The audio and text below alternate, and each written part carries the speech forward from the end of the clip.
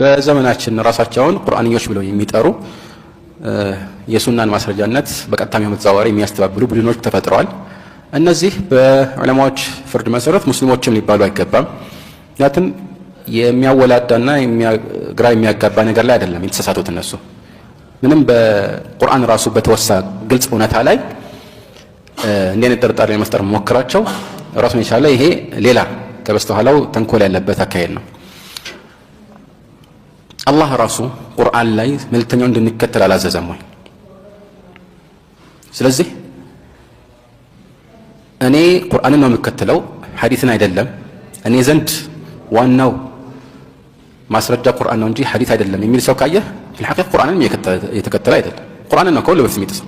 አላህ Subhanahu Wa Ta'ala وما آتاكم الرسول فخذوه وما نهاكم عنه فانتهوا አላለም?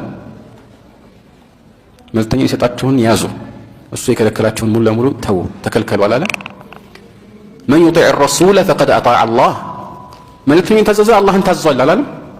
وإن تطيعوه تهتدوا፣ እሱም ተታዘዙ ትመራላችሁ አላለም? ታዲያ እንዴት ነው ከዚህ ሁሉ በኋላ አንድ ሰው እኔ ሐዲስን አይደለም ማስረጃ ማድረግ ቁርአንን ነው የሚለው? ይሄ አደገኛ አካሄድ ነው።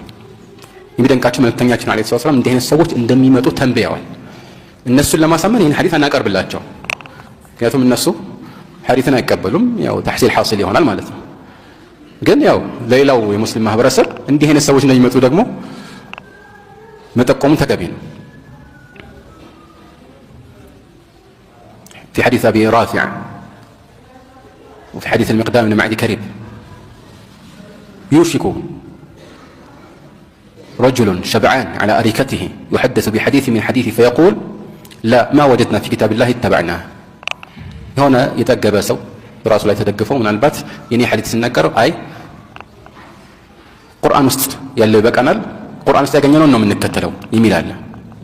ሌላኛው ሐዲስ ላይ አላ ኢኒ ኡቲቱ القرآن ومثله معه፣ እኔ ቁርአንንና እንደሱ አይነት ሌላ አንተ ሰጥቻለሁ። እንደሱ አይነት አሉት። ሐዲሱን ራሱ እንደ ቁርአን ሌላ ማስረጃ ነው፣ የማይለያዩ የማይነጣጠሉ ነገሮች። ለዚህ ነው ሱመ ሲባል የግድ መጀመሪያ ቁርአን ከዛ በኋላ ደግሞ ሐዲስ የሚለው የማያስፈልገን። ሙአሊፉም እሱን አስበው አይደለም። ለምን የሚጋጩ ነገሮች ቢሆኑ ቁርአን ትፈልገና ከዛ መጀመሪያ ቁርአን ይቀደማል ከዛ ሐዲስ የሚባል መች ተጋጨና ነው መጀመሪያ ከዛ ሁለተኛ የምንለው? ስለዚህ ይህ ያው ምንም እንኳን ዛሬ የመጣ አዲስ ቢድዓ ቢሆንም በተወሰነ መልኩ ከዚህ ጋር የሚገናኝ ቢድዓን የፈጠሩ ድሮም ነበሩ። ኸዋሪጆች ካላቸው ግንፍልተኝነት የተነሳ ማንንም ለማጣጣል ወደ ኋላ ስለማይሉ የነሱ ዋነኛ አባት ተደርጎ የሚቆጠረው በዘር አባታቸው ባይሆንም ዙልኹወይስራ የሚባለው መልእክተኛው አለይሂ ሰላቱ ወሰላም ጋር መጥቶ ኢዕደል ፈኢነከ ለም ተዕዲል ብሏቸው ነበር። ፍትህን ፈጽም ወይም በፍትህ አከፋፈል እንጂ አንተ እኮ በፍትህ ያከፋፈልክ አይደለም ብሏቸው ነበር። ፍትህን ለማን ነው የሚያስተምረው? ለፍትህ ባለቤቱ ለመልእክተኛችን አለይሂ ሰላቱ ወሰላም። ያኔ ይህንን ማለቱ የሚያሳየው ነገር አለ። ምንተኛና ሌሎች እንደሚገልጹት እሱ ምንድነው? እነዚህ ሰዎች መልእክተኛችን አለይሂ ሰላቱ ወሰላም በቃ አላህ ይህን መልእክት እንዲያስተላልፉ ኃላፊነት ሰጣቸውና ያንን የማስተላለፍ ግዴታ አለባቸው እንጂ ከዛ ውጭ ሆነ የተለየ ክብር እንዳላቸው የሚያስቡ አይመስልም። ልክ እኛ ብዙ ጊዜ ከባለስልጣናት ጋር እንደምንሳፈጠው ማለት ነው አይደል? አንተ ያው በደሞዝ ነው የምትሰራው፣ እኛ ልታገለግል ነው እንጂ ከዛ ውጭ ብለን ብዙ ጊዜ ስሞታ እናቀርባለን አይደል? እንደዚህ መልእክተኛ አለይሂ ሰላቱ ወሰላም እንደዛ አይደሉም። አላህ አክብሯቸዋል። እሳቸውን ማክበር ግዴታ አድርገዋል። እሳቸውን የማያከብር ሰው ማለት እያወቀ የማያከብር ከሆነ ካፊር ነው፣ ከኢስላም ቀጥታ ነው የሚወጣው። እና እነሱ ኸዋሪጆች ይሄ አይነት ስሜት እንደነበራቸው ያስታውቃል።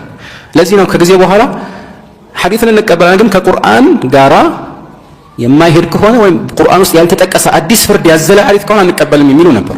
ለዚህ ነው ብዙዎቹ ምን ነበር ይዛኔ ሐይድ ላይ ያለች ሴት ከሶላት አትቆጠብም፣ ሐይድ ላይ የወር አበባ ላይ ያለች ሴት በቃ ትሰግዳለች፣ ጾማለች ነው ነበር።